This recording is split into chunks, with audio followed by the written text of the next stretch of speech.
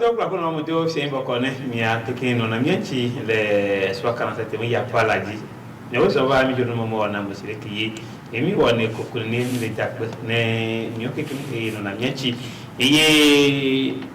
a no ke mi blona eye mi chodo na to na mi ke mi chodo na to na togo man koi do le vivre mi kuwa no yo mi togo bi re mi to bi agodo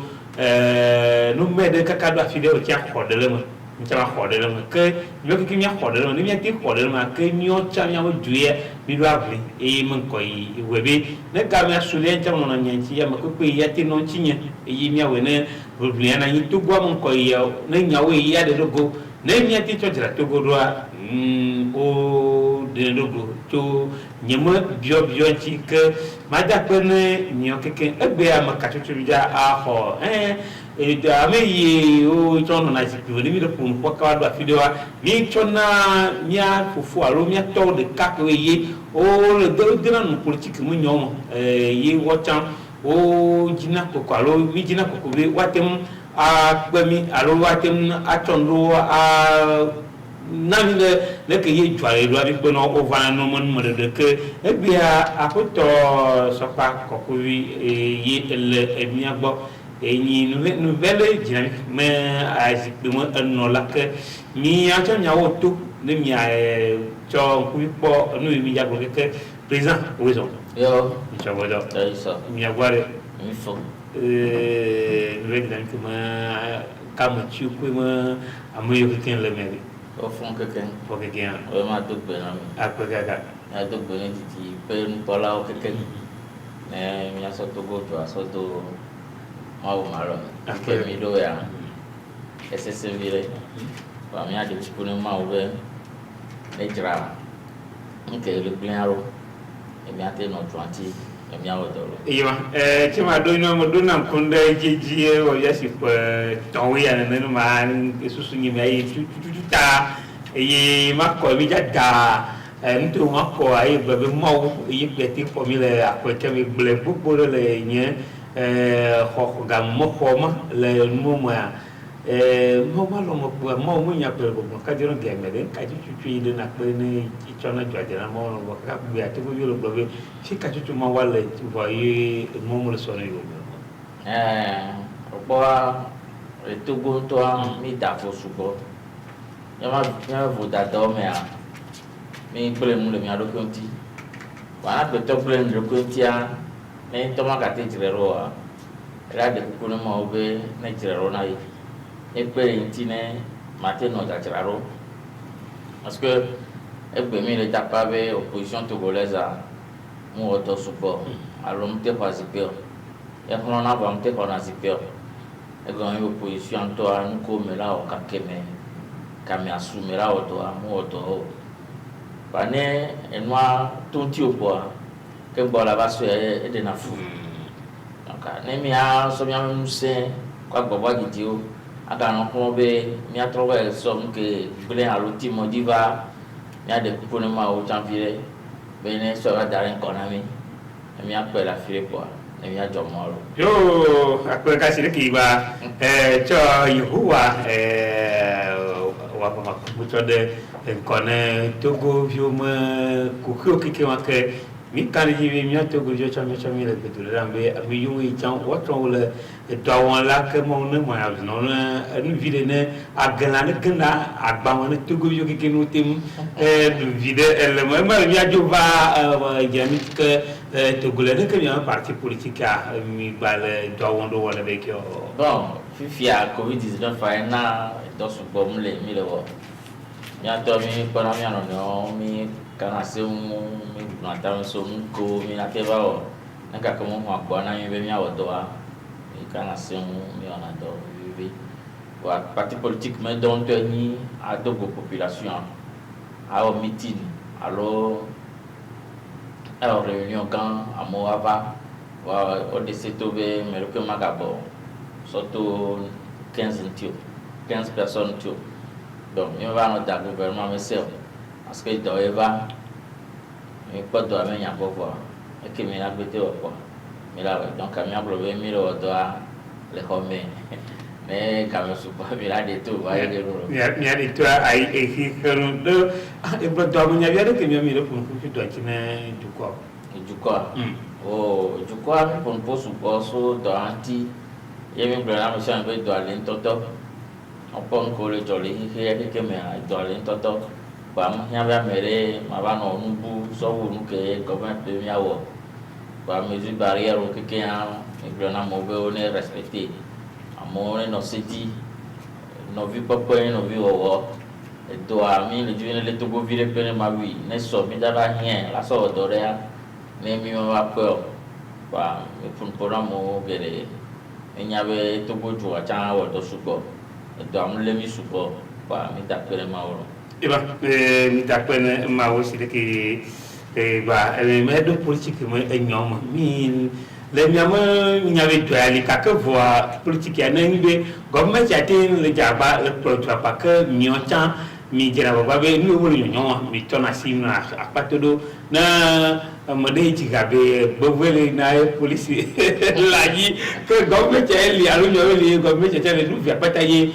zona ni be wo tu apon ka mi o chami na pare mi na bo mi e ya no leke e ya no leke e ya no leke la wala be kemia mi to jesi bi nya opposition wa mi male agboto gbogbo mi be nye jo jesi o be mi mo nfofo nkeno opposition ton le pon fora no ya opposition mo tutu ba a mi blano be opposition d'avolo de petit enti mi va politique mero a moment que c'est comme parce que nous les a net plein a me peut pas dire a me peut là de sous ko la sortir ro aka no opposition to grèce ntom nyabe yo to yo me bloquer en tant que là no yo domé yo la no ri tu que gbe la ti npepe kele dia ya be gain aro ya be porter peur o baté inko donc a mi do afa fodino be entente les oppositions me groupe entome me bloc amea erani do yorolawo ano bote pereka ado vision de ka que ngo rate wodo no buburu na yin chwa kana no baba blan do minyangere bia o do mi do ya reke o do ya kaka mi to cha mi va do enma rectificateur rectificateur o mi va do ye an buburu do no va ezane pa non to va opposition to koleza fi ka tutu no tutu mi metin le mi va se de gonga to go yuji da se de gonga le mi ato nya ware mi ato boko sodu ya omo odo kure joanti o donc ai no ati pompom me wa o manyala ko len ko egbe a o mdina ba gbogbo me nyala yo aka ne o mate gbogbo me nyala mi wa enu kele pe mi egbe a pe la no pe mi kaka so yi ma vo parce que mi ato bo mo do so joanti o ko sodu a o le na sine jua o fona puno jua me lo fon e jua no na loreji ye no le yue ka sia ka jua tona e jua ona doni jumeviu fona le me wane mi we parce que no po Israël me du kon que le fona a même ko yo autant mo yo le bible me be Jacob e Jacob wo to kaka e ma o dollar ba yo be Israël mo le o do ka ba trozu e dubli bo men ko ya yira de e juantina me bero nende da jo kaka e juato na le me ko to go chan me do do so juanti mi o de kai tie me l'Afrique occidentale vie que mi wo do ne joa no po le Togo e jogo tro do mi kekea e jogo go changer wa men ko ba yi Benin da homoyone o changer ba Benin Ghana Gold Coast yone o changer ba Ghana Burkina Haute-Volta yone o changer ba Haute-Volta Côte d'Ivoire et non Côte d'Ivoire on a be Basse-Volta yone ensemble comme go wa troé Côte d'Ivoire donc les docteurs mais et nous y do na do ma beme si veut comme Mali a eu Soudan là Soudan o changer ja Mali Soudan du Sud la Sud que Soudan du Nord la Sud ni Mauritanie ko to mo bon et nous y me ni o wona si veut que no di de vise le cas on a baptisé na nenko baptême moi mais au sort et nous y yo da dominer le via pour le vianti lesiner conseiller tadine pour fodo ntibe elaba nyinu ya passa na devia do soina e devia va tornar zunu ya me jua o mu otone o e va pro president be mi awo e que o bo ale sine jua amo wo to keken wa to am su ke un su po am su e endem su pa am su o se me va mionto cha e yom kadam ke ba motori bo motori ngudu mo ne enyawo lo no te mi ba tori nya do kyuji kadam be yuwa wo do kai ba be yuwa do ko la palmama tuji yuwa ya yuwa nya tori o mutimba amu mutimba do alo mo ne ya alo manu to go mi ya lo o mutimba nkai ba joy me te mutimba no do nya me be yuwa do kadam e donc mi amira wa mi we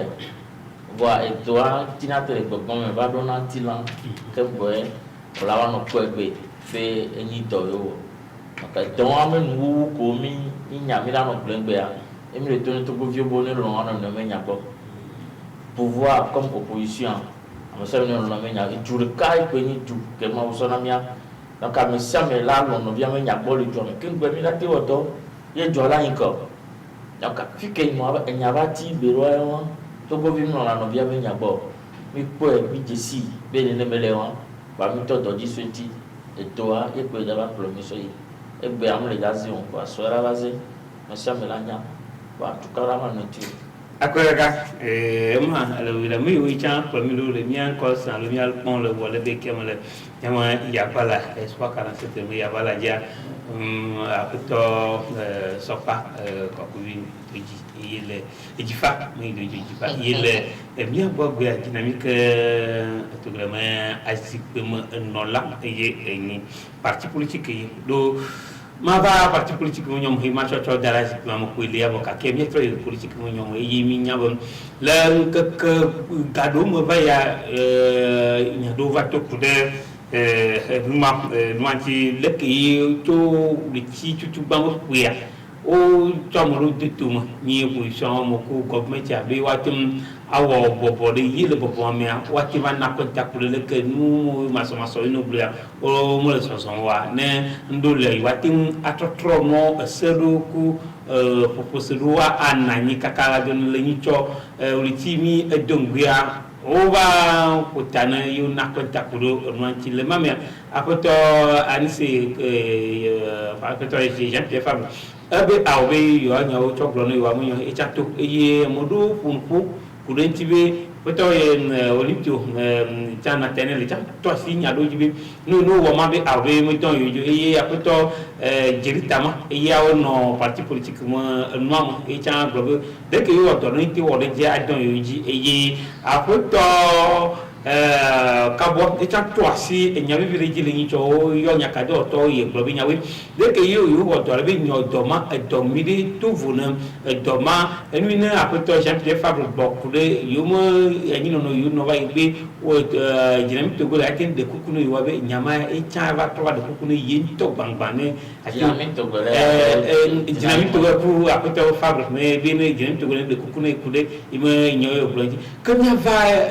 do mo nya to chuchu ma bien c'est de no wari de ke miawo mi po edo bon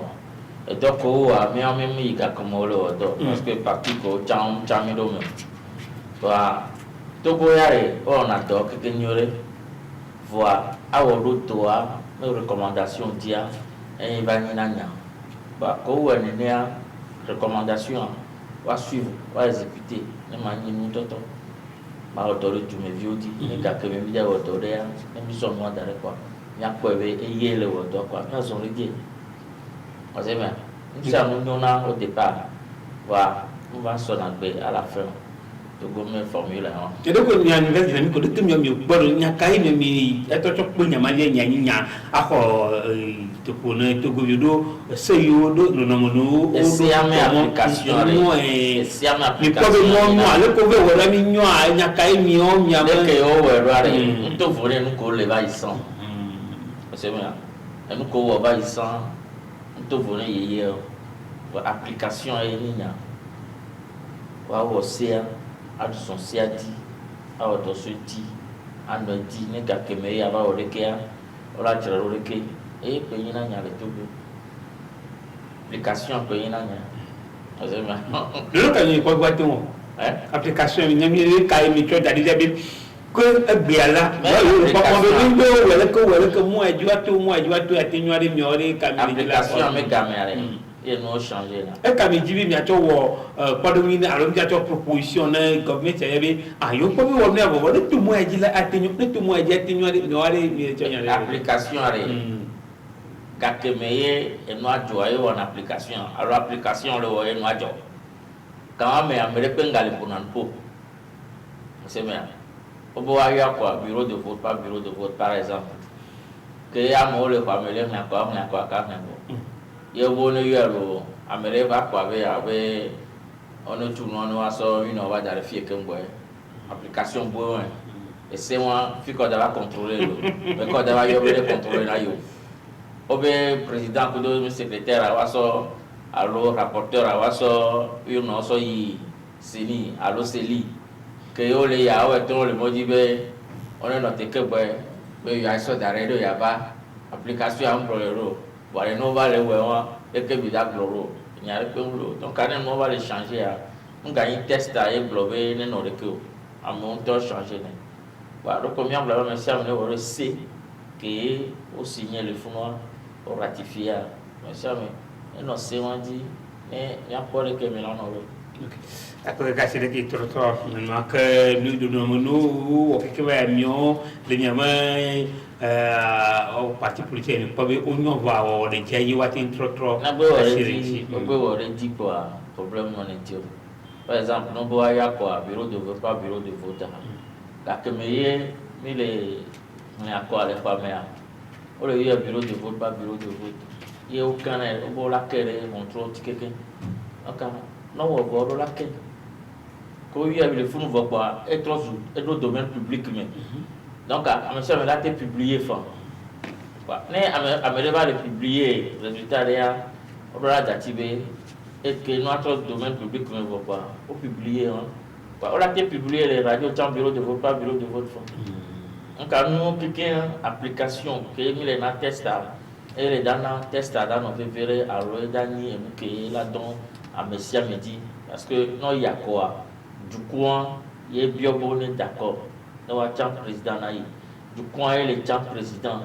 donc et nous allons là nous que d'accord du coin et du coin là d'assez dit et donc que yo ouais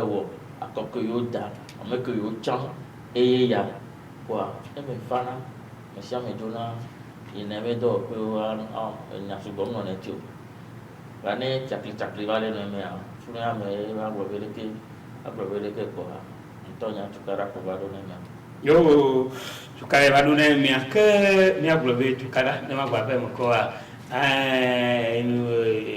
mi yo we yi pona no bo wa ja pa na de ki si oludwa beto sapa to CGB wati ngode jini to go yo chan nu yo dan alo le ki yo susuro nya no bole sima wati va wode ji yi application wode ji me nya ye le ni biado no to ati we ba no mi wode ji yi do no fokanya ay no akama ji be ma blo ni chwa apoto champion fam fo kudem le nyakado to kude nuaji pepe voa ya trop blobi yo mo se no bla yo mo no me alunu yo chona be mo owo de jova le yema ni choma me nyo no block kin va ya trop pour kasa ke yi tufo na ma yo bien ya de kude nouvelle dynamique apoto agbomo ma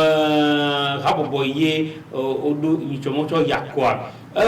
to asijibe odo la jababa va de kunu be npo yo fo cho diwo bre yo nche na be ni choma anise motive bi jile simaro be watim ava de kunu ke apoto jean bo mi ye kun furu ko wa apoto ka wa de tibe ye cha do ava de kunu yo les autres opposition to les donc on la ya on vivio le que mi pas de mais quand nous on même que du quoi les disso politiciens du quoi les dibélé on est pouvoir abanaï on sait bien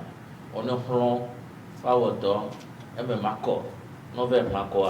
no dutia on est abanaï du quoi me veut nanani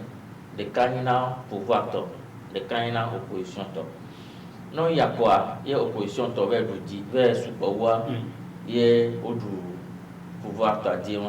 non ya quoi il pouvoir to vers subowa odu opposition to dire ba en que du quoi ya le dire be ya enibere waya ko yo so do tome boni yi wodo ne nke yo le dia ya ko ya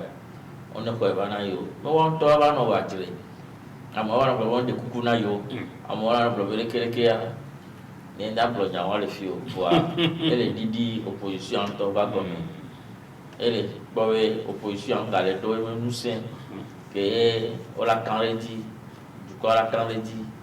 la ga yibe avec d'accord elle est là du quoi le bojo l'opposition anti parce que l'opposition est donc me là wa mo le e ba le wo nya do a jire azo me ye won to jo le wa mo don me jo to la mo sia me be mo da ti nya won wa lo no no nya bo wa bloc ka no aso encore pouvoir no pouvoir ba no discuter puis no pour puis pouvoir la nya be wa chan o le de susu ya reke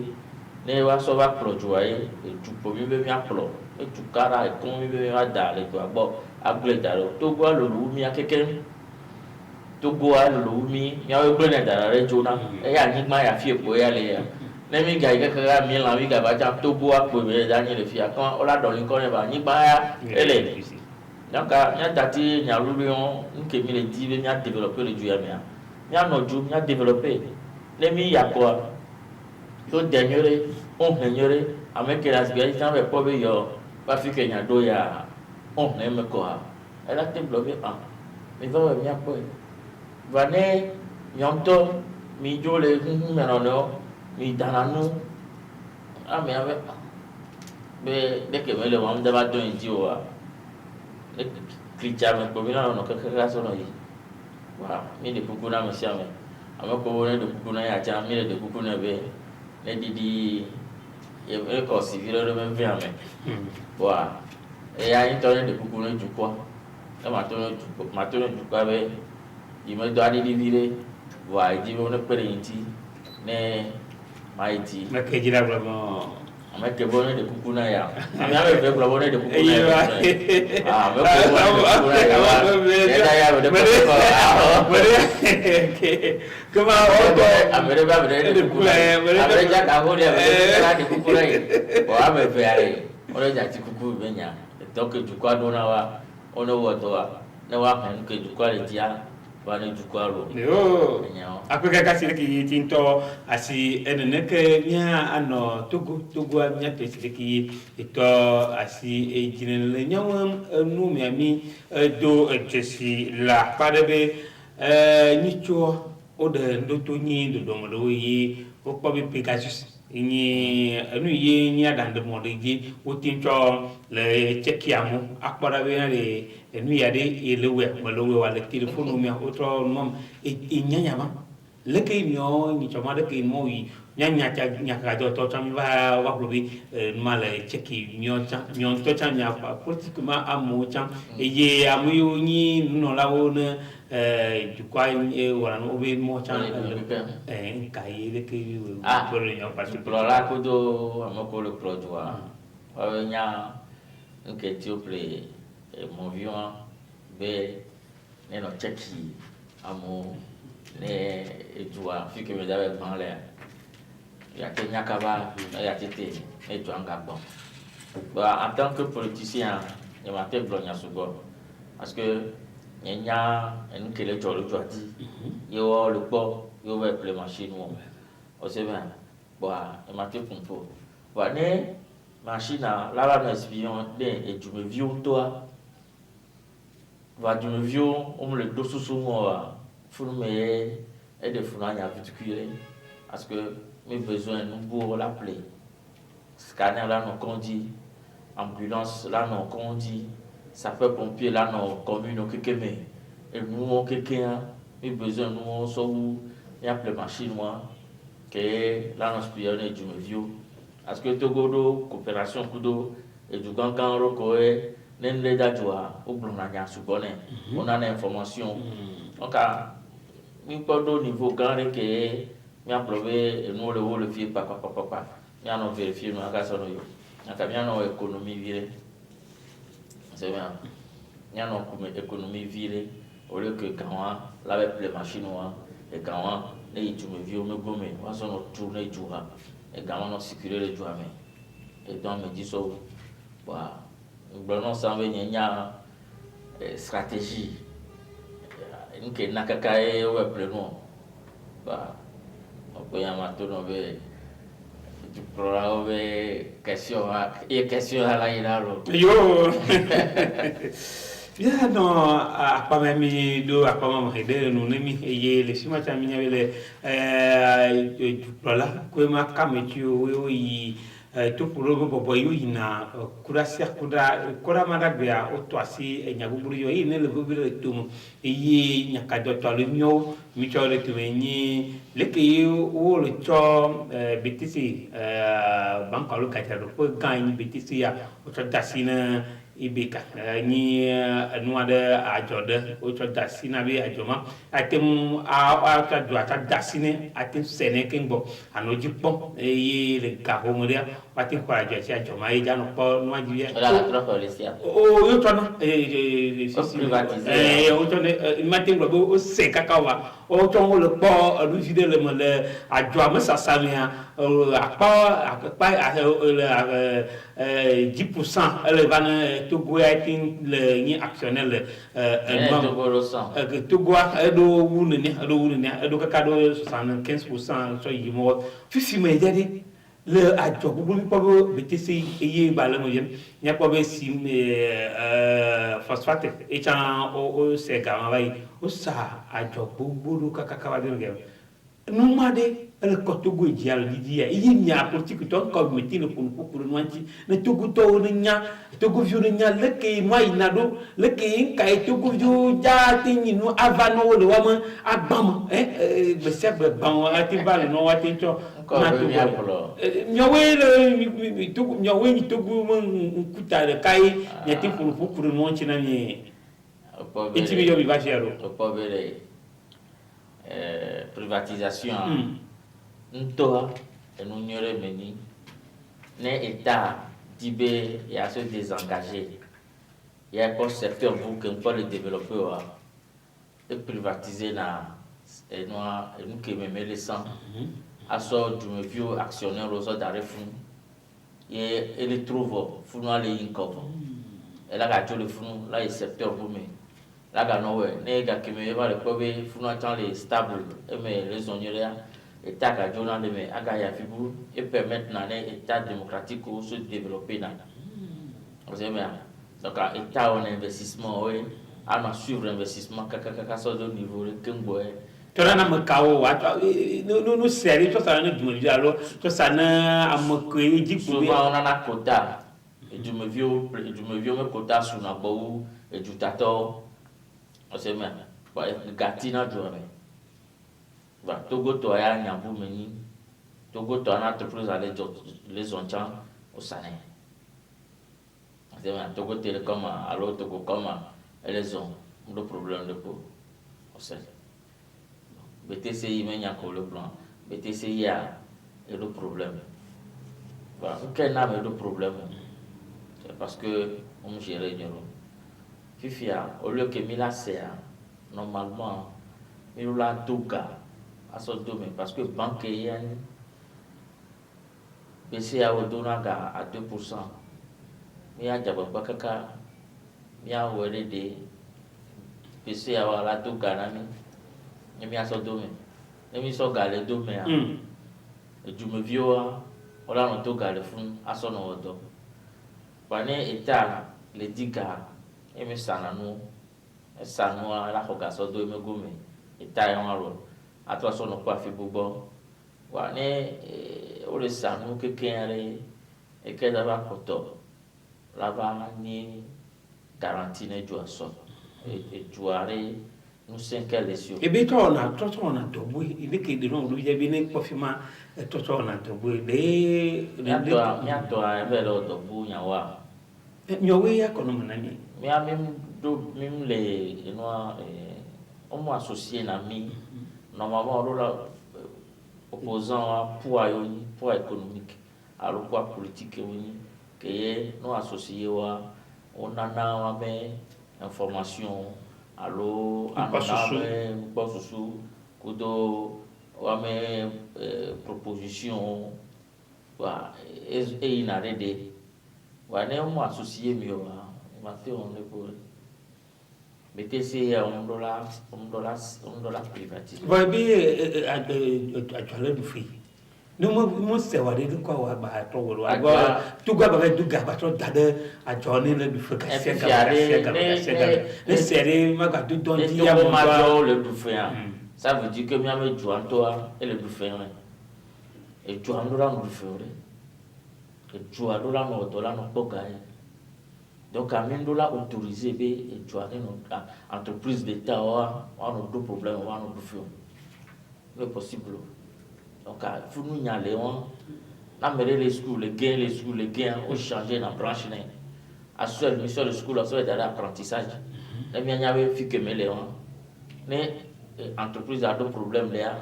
Les qui mis là, ils mis la fonds entreprise, ils mis là. Nous pouvons là nous liquider. Nous les liquider entreprise de quelqu'un et qui mis là sur votre dos. Et qui mis là sur votre dos. Et qui d'abord une réserve de joie. Tout comme scolaire est flat et bon nous sommes les yeux et là et doit on l'a pas vu matin avec nous font 8 heures nous connaissons le rue du commerce 8 heures à me les pèmes les dieux à Sigame à me les pèmes les dieux ça veut dire que et doit et les dames et doit en richesse menée et doit mira provoquer énergie là autour et mira no poga les doit mais même l'ordre de repos et nous dans gagner de pour mais dans nos comptes de pour le premier nous prover à de l'eau mille doit mais on pour le calon dit on pour le calon dit on pour le calon na thème et doit me le son me autour le mot doit de là autour mais privatiser et moi ni nke jona nyibe egaya ne va zuzua la kono vie ne ga jovo kwa la ga kon kumeke e ke ma ga soteur mo ne va zuzua la kono on le privatiser mo ka va ne pere fike jo le fond le jo téléphone donc am susu nyore me di bo privatiser no e nu ko la wa nyibe la kono kaka entreprise la na pe voilà c'est du vieux là ni actionnaire pour l'entreprise nous y avoir nos c'est étranger étranger moi on a tout étranger de pe mutu na jore c'est crémenien étranger mutu na me bu me jo na étranger le wo do la patrie na fond et gala no yeme jume mais pour nigérien on donne à vol et du me fie va les savoir que mi Niger et nous ko tout le ko s'installer mais nous tu qui me nyo donc on a mis l'autorisé étranger ou va le plein mais le son en étranger mais en temps il va faire ma vie ça et que pour le point et soit ville mais il va faire on tient nous mon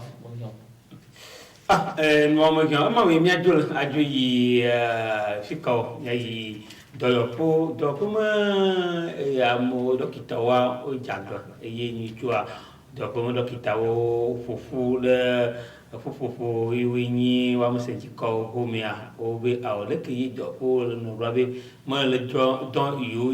mo no yo lo wa o yo to no ro tari be fi o do pele ne machine yo ati knowledge no ati cho do machine mo ayo metim le knowledge no ye no va de funu yo va be ni be o mo we la ya de funu yo ati ava ajaga ayi wo grave le ma mekia o to si nya we o be nu le jojo ken be amina ni yo mo don la kona do ko mo alo ni lam sama nyo wa yin to dokita ni voa yibo baba mo ju ba le do yoji chuchu be wajagba po nu yo fu se nu yo ni nya ni to me wajagba wa awe ne yo do mo le wo de enu aji ne de ki po apa wa ju ni dokita ma ya lo po la original dókítà lè pe sọ́jà yẹn ni náà lè pọ́ sọ́jà dín ní orí apọ̀ dókítà tí wọ́n dín ní orí àti pé sọ́jà tí wọ́n ní lédò wa ẹ̀dá dókítà bọ̀ bàbá ní sọ́jà ń lè ṣiṣẹ́ rọ̀ wa dápẹ́ jọ̀jọ̀ àti náà mi ò bàbá náà lè lébe ní sọ́jà rẹ̀ ká ẹ̀ ń lè lébe ní dókítà wa èjùmọ̀ bí ó ń dáná ṣiṣẹ́ rẹ̀ bàbá náà kò lè pọ̀ wọn náà wọlé dín náà wọlé ọ̀sẹ̀ mi ẹnu amúnà náà kọ̀m̀plíké kéńgbé ọ̀rọ̀ va ní ẹ̀ka kẹlá wọ̀dọ̀ wa múlẹ̀ wọ̀dọ̀ ètò àfikún ègbè ẹ̀sọ́ ẹ̀fà tó fi ègbè ó lè di òmùlẹ̀ pẹ́ wa ẹ̀fà nana tukara kaka àmọ́ làwọn àna dẹ̀kutu bẹ́ yàyó dunu la wọn ní wọ̀ ní àná yọ la machine kí o la sọ ọ̀dọ̀ àmúlẹ̀ wa lọ́pọ̀ mi àdẹ̀kùkù náà bẹ́ wọn ní wọ̀ náà ẹ̀yà ṣùgbọ́n lè fún mi lábùrọ̀ nke dókítà ọ̀lẹ̀ bíyà rẹ̀ wọn ní wọ̀ náà kwa dókítà tó wà náà yìí kpó. O jọna nù akoko ye o mọlẹ wọnà mọlẹ miọ miagbade numu tọgbẹrẹ lẹkì miẹ bi pẹlú miama politique mu nyọmọ do miọ sẹbi do na susu de tọkẹri gani eyi mi wọ na proposition alo ndo na gọọmenti abi nu yẹlẹ kẹ nu tso dari si nu yẹlẹ kẹ nu tso dari. opposant mi dɔ are yẹ pọm lẹ wọ lẹ gbɔ fie ya opposant da do dɔbu opposant ndo dɔbu sɔwu eke lẹ wọ lẹ fie ya. Opposant et le trésor public mais partenaire et tout nous les quatre mais partenaire et que une population que là non peut dominer yo la tape avec nous à plena yolo mi zero na miro et me donc on a le fia donc matin pour le fie fibe on est on a yebe nous ko le bia on est très ronoro ako bejina wati kono on est pas honoro wa atim a wala mabe yo me doa yo mtele wo machine auto koko enu gblẽ dukplɔ la ewo le kplɔ tu ana mi leke mi kpɔ nua ɖoa mi le ɖe kuku nɔ be bɔwa me nya gbɔ adzra nu ko gblẽ aɖo nɔ ne dɔnɔ gava nɔ ku le wa gbɔ ne woatsɔ anɔ sevi parce que ne dɔnɔ ku le dɔkita me koa dɔkita sena vevie ŋutɔ enana dɔkita va kpona egblɔ be ne wosɔ dɔnɔ ava enya be ŋgɛ ɖate wɔ dɔ ɖe kpe ne wa le kpe ɖa trɔ le ŋuti kaka ame ara ku wa mi le ku ne dukplɔ la be nga nɔ te amewo ava tɔ grève dzi parce que ne wɔ grève ɖeka ame kuna le kɔn dzi koe nga nɔ te be amewo ne va tɔ grève dzi ke be ase wa me nyɔ ne kpɔ deke me la te kpɔ wa me nya kpɔ ɖo ne dzre ɖo ne amewo ayi dɔ dzi ne dɔa ayi kɔ ne togboviwo akpɔ lãmesẽ lo. Lamase manyaya ye ni vuito do ne lamase no meke ke miasia wa ye na be miata miku ajipona na dynamique populaire nouvelle dynamique mi le fie ya ma mi miajo la jo yi ami jo we kona mia kuma jedeno na ma enyo bo ye mia problem le akpa maja mai akpa de jikin botiba akoma ma glo ni ebere is akono na buma na kuma enyawa hima kuma nyawa mi se plateforme obre sen deshi ma ajipo la yeme ajipo la commission nationale de droits de l'homme mi se nya su bomre tu no poe ya to ne melu bon abe ne di jole nti fafa me nyo no ayo to suko enno tu ame apa bebe wodo adodo meto kwa mate wodo keke na mi o eke ma u di bene ona mi a e ko me wo bon eke me wo darea ya so e mi a continuer ya no di ya wo mai ne la filia manyabe doke wo darea edoa ele dojiro apono geni nakpa polo ngabalo le nyama ni to ritia man que oui a diable ye ngabalo de le ni expono lana sendiar ngabalo de nyablo be yimun bona de fafa di nyablo que nyajula pamaji ye nyablo be nyaka to ko nyaka ni il doit voir. On pose question de voir.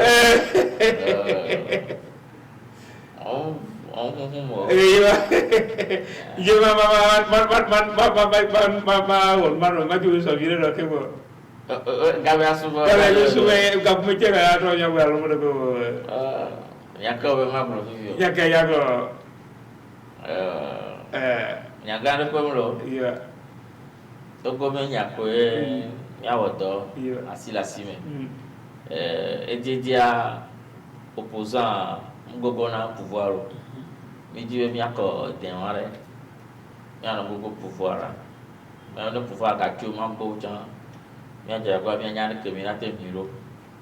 E bien on beaucoup pouvoir, bien on beaucoup de pouvoir. Ne ka ke mi ne da ba jo. E mi on to mi awela zon yi. Yo la jana na ro nya fike mi na to la yi. E mi awo do apanga dio. Et le bébé parce que quand mi la démocratie là c'est devenu un bloc à me faire, bloc au pouvoir, ou de bloc d'opposition, à me faire, on a notre assis la cime. Et il y a une base à la démocratie. On a même fait un lot Américain, la file, Américain, il y a beaucoup de vie. Même si la démocratie, on gagne la démocratie, mais non. Tamé de beaucoup de Américains, mais il y a trop de gens. Il y a trop de noms, mais Togo me démocratie, ma todoti. Amele yako over duedia nga negligan kokoko be ye pera duedio ngbe o test ko la na be no dudio chan nke la no chena wo ola kwebo ola no lebe no yo chan la na to ame agbe no wo to no ju apo no do amele dia ame amanya be Togo a ye buji wa dokele ha ela ga no we no ya me ye ya ma pelenti ne wa te no wo to ni jua e jua ma inko parce que tout va team be souvent les do na me e ga me nya o me a me team be wa nya ga e mulo nya da pe ni tu plora e le produit na me fifi amo le CVV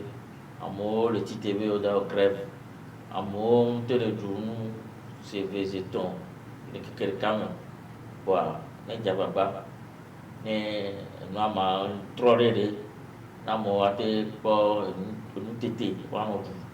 no wa no la meseme ne jua nya odo ne ti ne jua ma inko ba ma so enyareka ma bu nyareka ne prisonnier ko le ne marche kudo asitozo to wa menya ele bevere nya de kuno tuplora be tozo asime nya wa ye fie didivo marche chame nya wa ya didivo po nya de kuno be toko dona moa supervire azon lipozo alors amero te wo tozo asiaton bol funo wa ko ba enquête be wa we ne so ni o keke so ke amo keke ne ma dati ne joame matin côté sur le plan politique tension a pu aller diviser mi a tenu joame ne mi a do asi la simero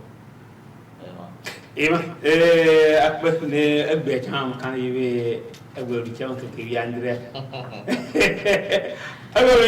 ri chat anyam ke ri andre pe kan yiwe on toi por ka baji pe kina lo tulo me o per ka je pe kina yo vi do yi pe tronge no mo ko no agba no ka ko mada me na kwa ndo ke pe ra bopo kuma no so le kare pe ga ma o na anya san ke me na mi anya so do ni tua ne tua ma pon ko de ne politika nya jire roro enti mi ba yo ke mo ko be be ma ko to mi ko to ga yi mi ba ko di petrongi mi aglobe mi le di do di petrongi ne for karamba di for ji ne apa do apa ne ya do moto de sia do wi no mi che kai ya me yi le po mi ka ka do no le be le da ko ne ya me yi cha mi to le mo godwa me de apa ne ya me le camera be do cha me do apa ne mi ba do no le ke mi ku mi on do do e ba san le ke mi ta gbe mi le Thank you.